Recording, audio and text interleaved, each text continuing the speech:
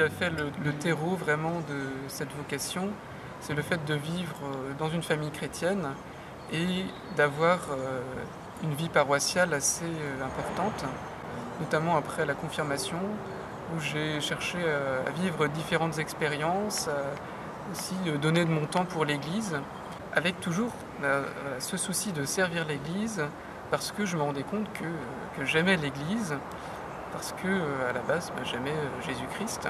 Je cherchais vraiment à donner plus au Seigneur. Finalement, c'est en 2005 où j'ai ressenti un appel très fort à devenir prêtre. C'est une joie qui m'habite toujours depuis. C'est vraiment cette paix qui s'est installée au fur et à mesure que j'ai vécu la propédeutique et le séminaire. Donc voilà, ça c'est les rosiers qu'on a plantés au printemps. Moi, c'est un moyen de me rappeler mon métier de jardinier aussi.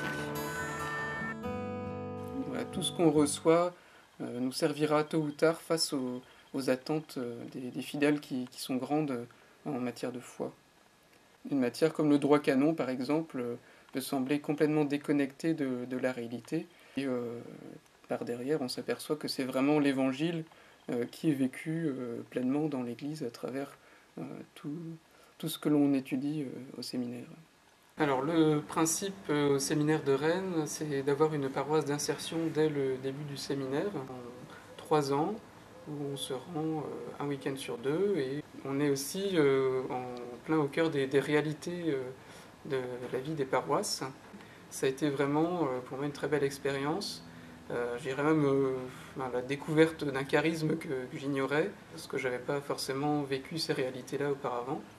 Et justement pour l'année diaconale, ce sera aussi vraiment découvrir ce rôle de celui qui rend le Christ présent dans la vie des gens.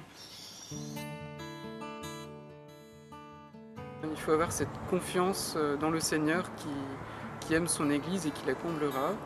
Alors il faut continuer à vivre cette année de la foi dans la confiance, continuer à prier et à redécouvrir tous les trésors que l'Église nous propose.